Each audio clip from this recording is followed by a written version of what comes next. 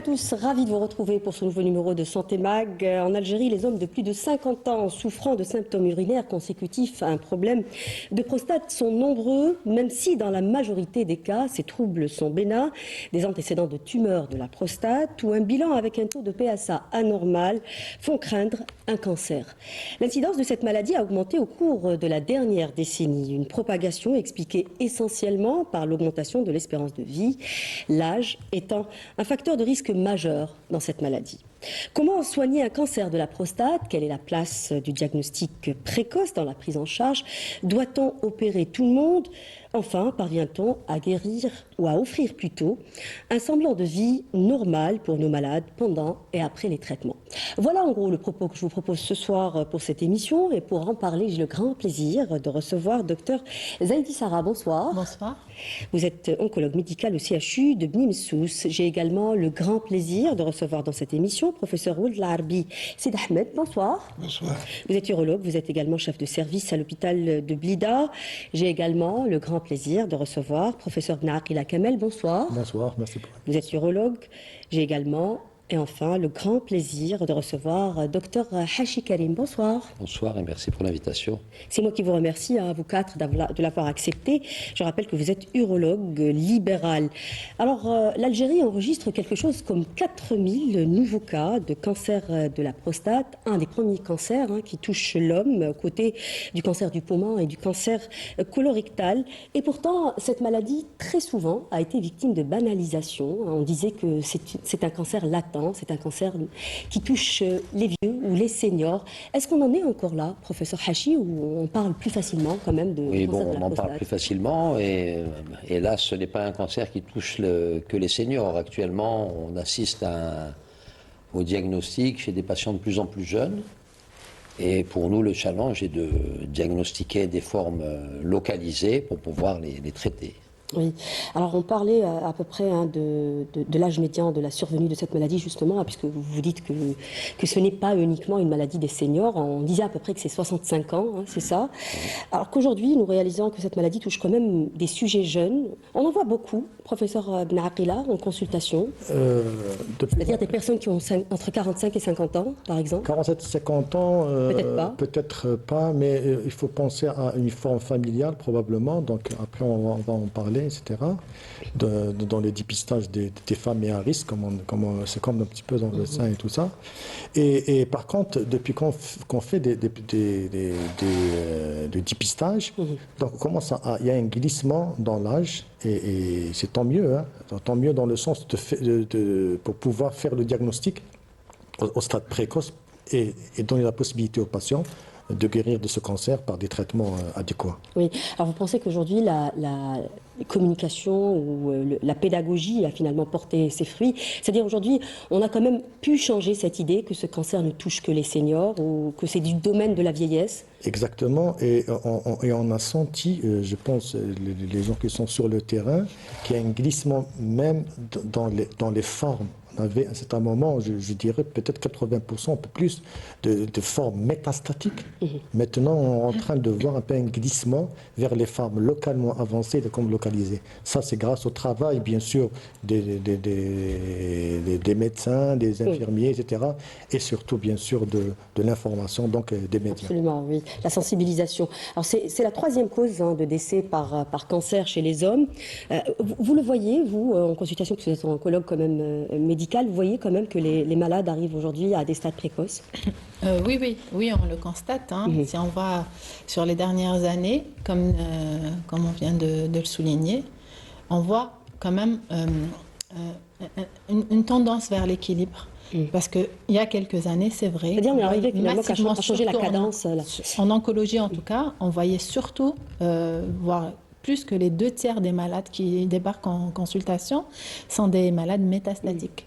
Maintenant, on voit plus plus de formes localisées, ça. localement évoluées, peut-être à haut risque ou autres, mais en tout cas des formes localisées. Stade précoce. Et ça renvoie sur en fait, c'est le fruit du travail qu'il y a derrière, de sensibilisation et d'information. Et ça c'est très important hein, parce qu'on fait à peu près le même constat dans le cancer du sein, par exemple, hein, puisque pendant tout le mois d'octobre, on fait de la sensibilisation. Aujourd'hui, quand même, on voit beaucoup de cancers qui arrivent à des stades précoces. Quelle est la part des cancers dépistés dans l'ensemble des cancers que vous voyez, professeur? Je pense que vous avez fait une opération justement de dépistage le mois dernier.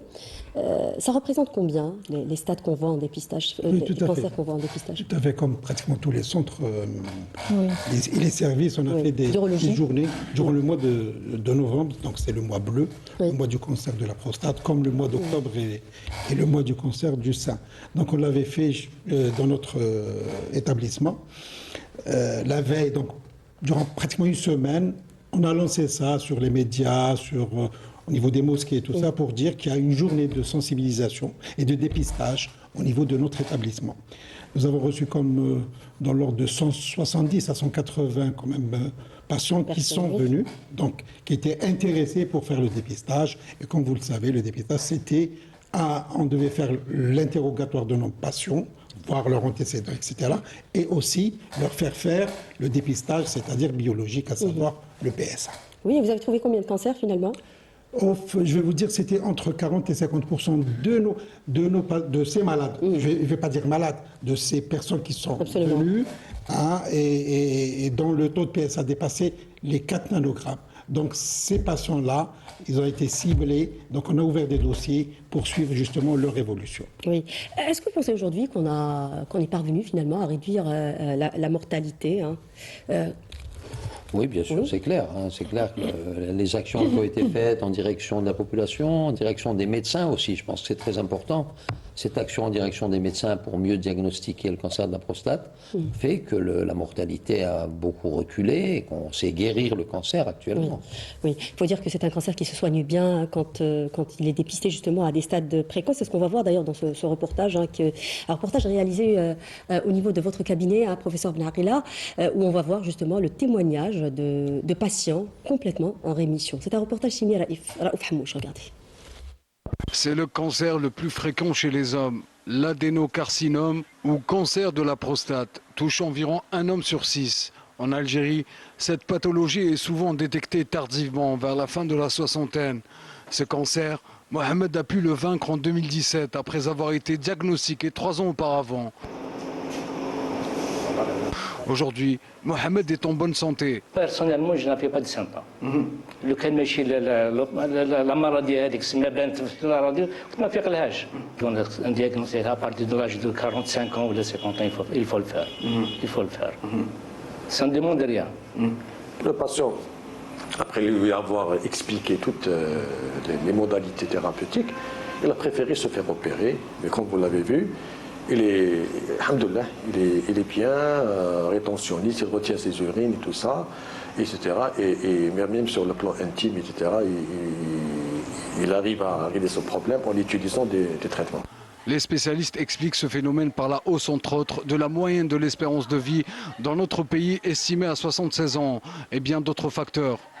Le conseil que je donne à tous mes frères algériens, etc., d'aller faire le dépistage comme une fois par an, etc., à partir de 50 ans, 55 ans. Si par exemple il y a de la famille, il y a des cancers de prostate, il faut y aller un peu précocement, à partir de 45 ans. Ou bien, il y a actuellement quelque chose qu'on est en train de travailler un petit peu sur l'oncogénétique. Surtout, c'est les familles qui font par exemple beaucoup de cancers du sein et cancers de l'ovaire. Là, leurs hommes doivent faire un peu, parfois il faut faire, ce qui se fait actuellement dans le monde, faire de l'enquête oncogénétique. À la lumière des résultats, le médecin traitant pourrait diagnostiquer l'évolution de la maladie et les formes de thérapie auxquelles le malade doit se soumettre. Donc, ce que je dis à mes compatriotes, de faire un dosage de PSA, etc., de voir l'urologue, un toucher rectal et tout ça, et de là, on décide, soit c'est une hypertrophie bénigne de prostate, hyperplasie bénigne de prostate, là, on traite médicalement, il va rentrer dans l'ordre, etc., ou bien il faut opérer, faire un grattage, comme on dit, c'est la résection endoscopique, etc., ou bien autre thérapeutique, ça, c'est l'adénome de la prostate, donc c'est bénin. Si c'est un cancer de prostate, là, on tombe sur une tumeur précocement, donc on la traite de façon curative et on n'a que de bons diagnostics. Les cas de cancer de la prostate connaissent une croissance inquiétante en Algérie avec plus de 1000 cas enregistrés annuellement. Le dépistage est essentiel à plus d'un titre car la maladie peut être traitée si elle est prise en charge à temps. Que le malade disait qu'il n'avait pas de symptômes. Alors, est-ce qu'on est devant une maladie insidieuse? Pas de symptômes à cette maladie finalement? Oui, de toute façon, tout dépend de...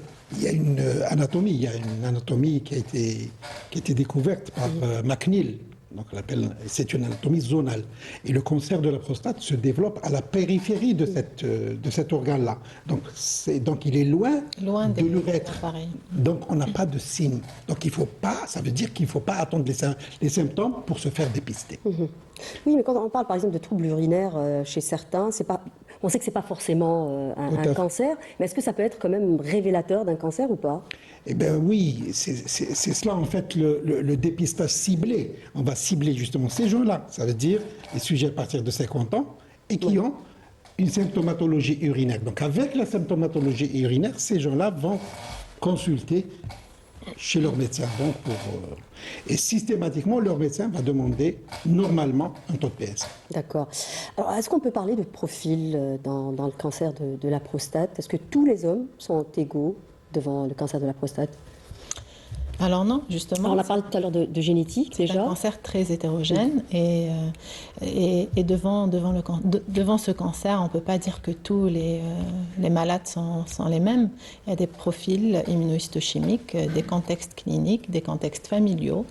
Donc il y a un patrimoine génétique on peut le dire simplement pour les gens qui nous regardent. Oui, pour les gens qui nous regardent, tous les cancers que nous diagnostiquons ne se ressemblent pas. Il y a des cancers qui sont à haut risque de récidive. Il y a des cancers qui sont très lents d'évolution. Il y a des cancers pour qui on peut proposer une simple surveillance, une surveillance active, une abstention-surveillance. Donc, des situations où on ne propose pas tout de suite une attitude thérapeutique. Et on a d'autres, en l'occurrence, qui, en contrepartie, nécessitent une prise en charge immédiate de par leurs facteurs pronostiques, donc qui peuvent mettre en jeu le devenir immédiat du malade sans traitement. Oui, pronostic vital, carrément. Voilà.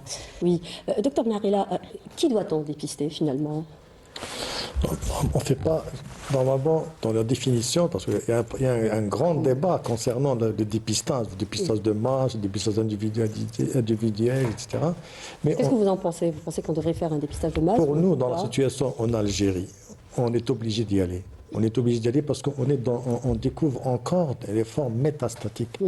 Donc, où le traitement, il faut le dire entre guillemets, c'est des traitements qui sont palliatifs.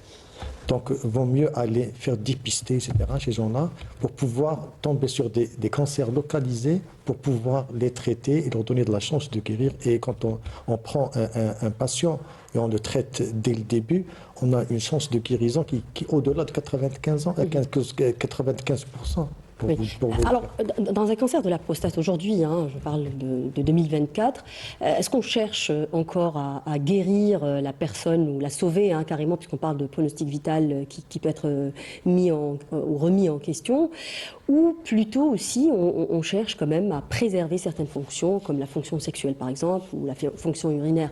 On est dans quelle optique? En oncologie, premièrement, il faut aller vers le pronostic. Donc, c'est une maladie grave. J'ai envie de dire sauver la vie, mais à quel prix en fait? Bien sûr, il faut sauver la vie, mais il y a plusieurs manières de la sauver. Actuellement, on peut surveiller des patients. On peut surveiller les patients, ce qu'on appelle la surveillance active. Et chez des patients, bien sûr, particuliers, il y a des critères pour ces patients, on doit les sauver. On les sauve en les surveillant. La surveillance active, c'est un traitement déjà, considéré comme un thérapeutique. Donc ça permet de préserver la continence et préserver la fonction sexuelle. Il y a d'autres qu'on traite aussi, même s'il faut opérer, mais en préservant les bandelettes neurovasculaires, en faisant des choses pour leur permettre de garder la continence. La radiothérapie aussi. Mais en plus, après, ça dépend du stade du diagnostic de la maladie. Absolument. Alors, j'ai envie de revenir juste sur les personnes qui doivent se faire dépister. Alors, on était resté sur le dépistage de masse ou le dépistage ciblé. Alors, on va demander à qui? On va demander aux personnes qui ont 50 ans et plus, déjà. Chez les patients chez qui il y a un terrain familial. Oui. Il est licite de demander un dépistage. Alors, terrain familial, ça veut dire quoi? Un, deux ascendants, le père, un oncle, qui ont un cancer de la prostate. Une mère aussi, qui a un cancer du sein, par exemple, aussi. Ça, c'est plus difficile, c'est plus récent. On parle maintenant de ces facteurs, de ces prédispositions génétiques. Cancer chez la femme, cancer de l'ovaire, cancer du sein. Mais nous, on reste, nous, urologues, beaucoup plus centrés sur l'âge du dépistage chez l'homme quand il y a un terrain familial. On commence à 45 ans, visite chez l'urologue, taux de PSA. Sinon, alors, quand les patients... c'est quoi déjà? Alors, un dosage, c'est un dosage sanguin. Une protéine dans le sang. C'est une protéine qui est spécifique de la prostate, qui n'est pas spécifique du cancer. Et donc, ça nous permet de bien avancer dans le diagnostic. Chez les patients chez lesquels il n'y a pas ces antécédents familiaux ou ethniques, des fois il y a aussi d'origine ethnique au cancer de la prostate, il faut le dire.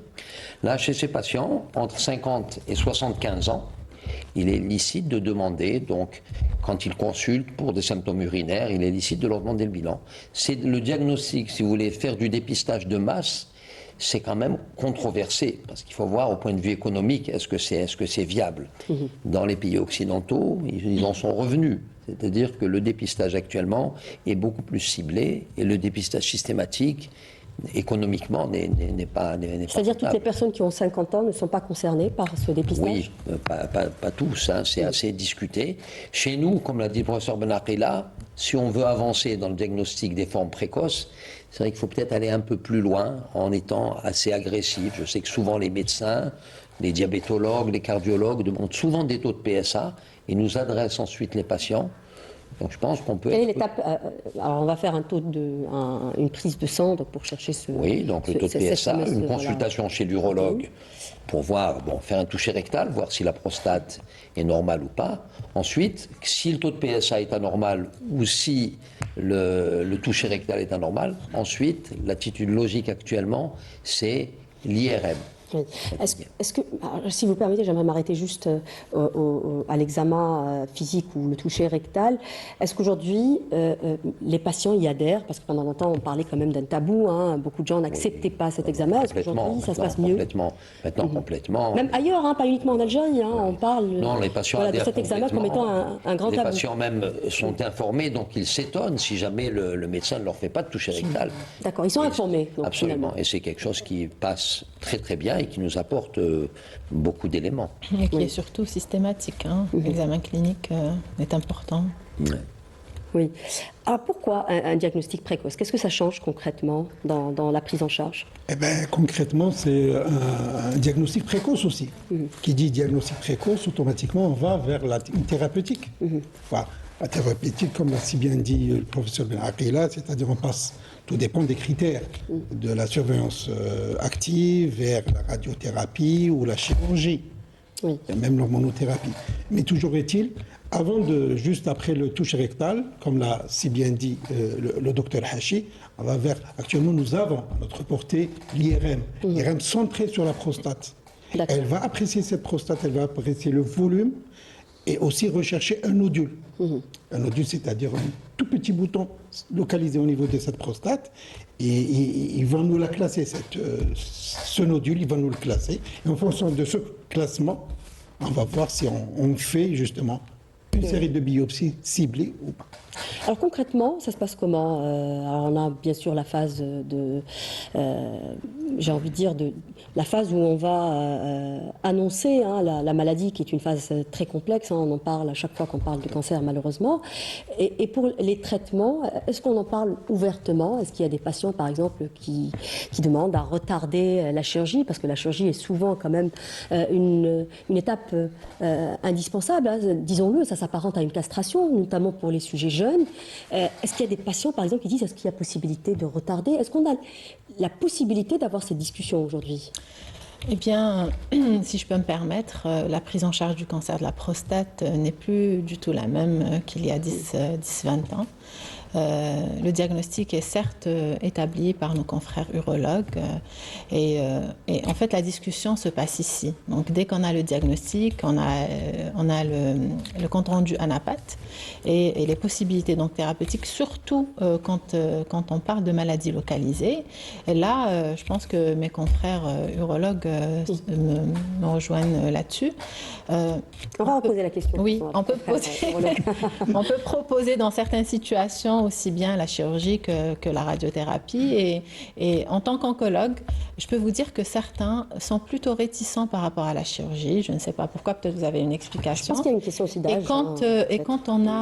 Quand ils ont le choix entre l'une ou l'autre, j'ai l'impression qu'ils vont plus vers la radiothérapie, alors qu'on essaie de leur expliquer que la radiothérapie, c'est bien de l'avoir en joker, en cas de récidive après chirurgie. Mais concrètement, si je ne suis pas leur chirurgien, donc je ne peux pas vous dire s'ils essayent de retarder la chirurgie, mais je sais au moins que s'ils avaient à choisir entre les deux traitements locaux qui sont et la chirurgie et la radiothérapie, ils ont tendance à choisir la radiothérapie. Je pense que pour les sujets jeunes, peut-être que c'est un peu différent. Peut-être que lorsqu'on a un cancer à 80 ans ou à 70 ans passés, peut-être que là, les enjeux ne sont pas les mêmes. Quand on a envie encore de procréer, quand on a encore une vie sexuelle active, c'est différent, n'est-ce pas, professeur? Exactement. Oui. Je pense, et après, comme l'a bien précisé Dr Zaidi, après le diagnostic, bien sûr, il y a un bilan d'extension qui est fait, et on classe le patient, localisé, localement avancé, etc., et bien sûr le métastatique. Donc, en concernant le localisé, donc, il y a des propositions faites, soit surveillance active, comme on a dit tout à l'heure, soit la chirurgie, radiothérapie. Les gens sont un peu réticents pour la chirurgie à un certain moment, mais ça dépend du message qu'on envoie à nos patients. Et on le voit honnêtement selon des études. C'est des malades qui réticents devant des complications de la chirurgie, notamment de l'incontinence urinaire. C'est ça, absolument. Donc, le sansalé, etc., est un problème, etc. Et l'impuissance sexuelle, plutôt la dysfonction érectile, qui donne cette conséquence de cette chirurgie. Donc, il faut expliquer aux patients que même la radiothérapie, si vous allez la choisir, de toute façon, on va avoir de l'incontinence urinaire, mais elle sera retardée. Mais l'incontinence, l'impuissance sexuelle ou la dysfonction érectile va apparaître, mais après. Parce que, attention, on brûle un peu. Parce qu'en réalité, c'est aussi une forme d'ablation, mais c'est juste que c'est pas chirurgical. Exactement. Que certains, dans le haut risque, avec des nouvelles recommandations, etc., on va intensifier par des hormones, un hormone de deuxième génération maintenant, et après elle va nous éclairer encore plus et mieux de Dr Zaidi, pour vous dire un petit peu, tout ça, ça va se retentir un peu. Mais ça dépend des patients.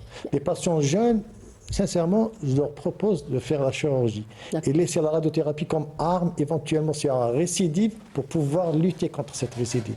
Par contre, si on fait de la radiothérapie, la chirurgie sera difficile de la mettre comme deuxième traitement. Est-ce qu'aujourd'hui, en chirurgie, on arrive à faire, par exemple, des célioscopies ou des chirurgies, par exemple, avec des robots qui permettent de préserver ou de conserver les nerfs de l'érection, justement, Est-ce qu'on arrive à faire ça chez nous ou pas? Parce qu'ailleurs, ça se fait. Non, on n'a pas encore le robot. On n'en est pas encore là. On n'a pas encore le robot. Mais bon, la chirurgie peut être de préservation nerveuse. Bon, mais avant tout, le plus important, c'est d'enlever le cancer, c'est d'enlever cette prostate et de guérir le patient, d'être carcinologique, comme on dit. Maintenant, c'est vrai que dans les pays européens, dans les pays occidentaux, le robot a pris maintenant beaucoup de place. Parce que la qualité de vie est importante quand même, professeur. Absolument, c'est clair. Et les patients, quand on leur donne le choix, bon, il faut mettre en balance pour les traitements localisés la chirurgie et la radiothérapie, mais en leur donnant les inconvénients, les avantages des deux. Et souvent, les patients viennent un peu pas très bien informés, les taux d'incontinence après prostatectomie ne sont pas importants, et je pense que c'est l'information qui est primordiale. Je vais dire un mot aussi, pour revenir un petit peu en arrière, sur la biopsie, parce qu'on est passé là-dessus. Oui, c'est ça. Alors en fait, le diagnostic, c'est pour rappeler alors PSA, IRM et biopsie. Et ensuite la biopsie. Pour dire que la biopsie, à un moment, elle a eu assez longtemps mauvaise réputation. Les gens pensaient que ça pouvait donner un cancer, que ça pouvait donner une flambée du cancer. C'est pas vrai. Donc quand on leur explique, quand on dit que c'est le seul moyen de faire le diagnostic, on a une adhésion du patient. Et ensuite, on pourra proposer ce qu'il faut comme traitement, une fois que la maladie est stadifiée. Oui, il faut dire aussi que tout le monde n'est pas opérable, tout le monde n'est pas traitable, professeur Ould-El-Arbi. Est-ce qu'on pose la question, qui traiter finalement dans le cancer de la prostate? Si vous permettez, je reprends la question d'avant, concernant le robot. D'accord. Actuellement, les pouvoirs publics ont décidé. En fait, ils ont alloué des enveloppes budgétaires pour l'acquisition de 6 robots à travers le territoire national qui sont répartis donc, au niveau du centre, de l'ouest, l'est du pays. Voilà. Donc il y aura 6 robots normalement qui seront incessamment. D'accord. Disponibles. Le plus du robot, c'est quoi? En fait, nous avons une meilleure vision. Donc on va justement mieux voir les bandelettes neurovasculaires. Donc il y aura moins, si vous voulez, de dysfonction érectile. Ça. Donc deuxièmement, c'est la dextérité. Les gestes seront plus précis avec le robot qu'avec avec les mains d'un être humain, du chirurgien. Donc ça, c'est la cause pour que le robot est devenu le gold standard du traitement chirurgical D'accord. Je poserai la question donc à Dr Zaidi. Qui traitait dans le cancer de la prostate? On avait dit tout à l'heure, je pense que le professeur Benarila en a parlé, on avait dit que tous les cancers n'étaient pas agressifs. C'est un cancer qui évolue très lentement. S'il est peut-être détecté chez une personne âgée, il ne serait pas utile ou il ne serait pas nécessaire de traiter. Les critères qui interviennent justement pour répondre à cette question, le premier c'est l'âge, c'est l'espérance de vie, et puis c'est la cinétique d'évolution de la maladie, donc la cinétique biologique, les PSA.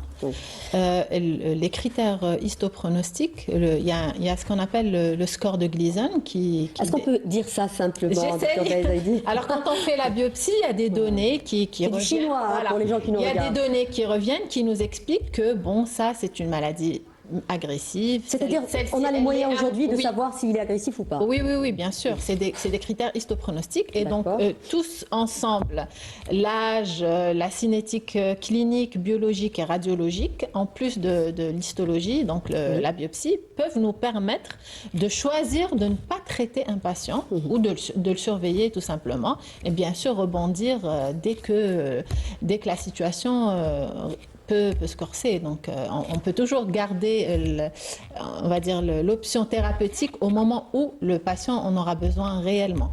Mais il y a des situations où on peut se permettre d'attendre avant de traiter. Donc, c'est ça, ce que disait tout à l'heure. Il y a un certain nombre de critères, surtout l'âge. C'est-à-dire on va se contenter de surveiller, ce qu'on appelle surveillance active, c'est ça? Et c'est quoi? Ça consiste en quoi?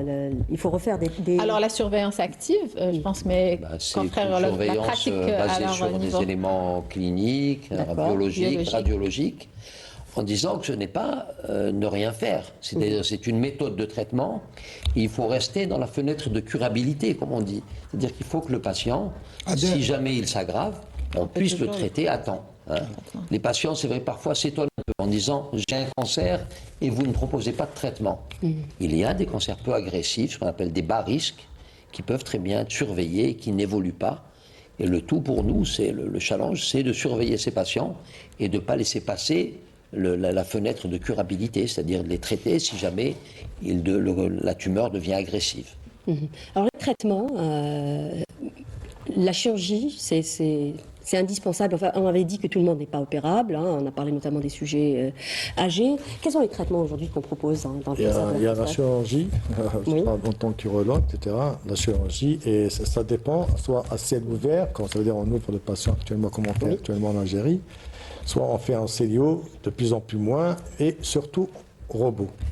Mais il y a des études qui ont été faites, juste pour bien comprendre des choses. Je ne défends aucune voie d'abord, malgré que je fais pas de conflit d'intérêt. Ouais, pas de conflit d'intérêt. Que ces chirurgies, si vous voulez, ils ont le même résultat oncologique, même sur la continence, même sur la puissance sexuelle. Il faut le dire, etc. Pour que les gens comprennent. Ça ne veut pas dire que je vais me faire opérer par un robot, que je ne vais plus avoir d'incontinence. Je peux avoir une incontinence, etc. Donc il faut dire la vérité aux gens, etc. Et il y a des gens... En fait, c'est l'emplacement de la tumeur qui va décider... Bien sûr, il y a le sphincter qui est là-bas. Il y a deux sphincters, il y a le premier et le deuxième. Il faut dire que c'est un carrefour. Hein. La prostate, c'est un carrefour dans lequel bien sûr, passe il y a le muscle, ses fonctions. Il y a un muscle, etc., qui retient, qui permet de contenir, si vous voulez, l'urine, etc., ce qu'on appelle le sphincter. Tant qu'il y a la chirurgie qu'on doit faire, on propose au patient, s'il ne veut pas, etc., pour X raisons, il n'y a pas que ça. Et on fait de la radiothérapie aussi. Absolument. La radiothérapie. Je vais poser juste la question à Dr Zaidi, justement. La chimiothérapie n'a pas beaucoup de place dans le cancer de la prostate. Localisée peut-être D'accord. pas, mais dans le métastatique, si. Elle est indiquée en première ligne. D'accord. Que ce soit en situation d'hormonorésistance ou d'hormonosensibilité. Si. On arrive à prendre en charge aujourd'hui, justement, les cancers de la prostate métastasiques ou pas? Oui. Alors, dans le cancer métastatique chez nous en Algérie, déjà depuis plusieurs années, on a les molécules de chimiothérapie, elles sont donc deux grands standards. On a aussi 2 grands standards en hormonothérapie de 2e génération. Il y en a plus, mais on en a 2. En gros, c'est ça, hein, donc chimio, hormonothérapie. Bon, bien sûr, dans des stades ultérieurs, quand on résiste à la chimio, on résiste à l'hormonothérapie de nouvelle génération, on va chercher un peu plus dans l'histoire génétique, rechercher des mutations génétiques qui puissent nous permettre de les cibler avec des traitements innovants, des inhibiteurs PARP. Il y a aussi la radiothérapie métabolique, interne vectorisée, enfin...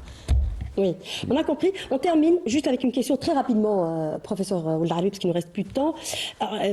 Est-ce qu'on fait aujourd'hui des consultations de couple? Parce qu'il faut dire aussi, ça c'est très important à rappeler, que c'est une maladie effectivement qui touche les hommes, mais c'est quand même qui pose des problématiques au couple. Hein, ce qu'on disait tout à l'heure, justement, la fonction érectile, des problèmes aussi donc, du couple. Est-ce qu'on propose aujourd'hui des consultations de couple?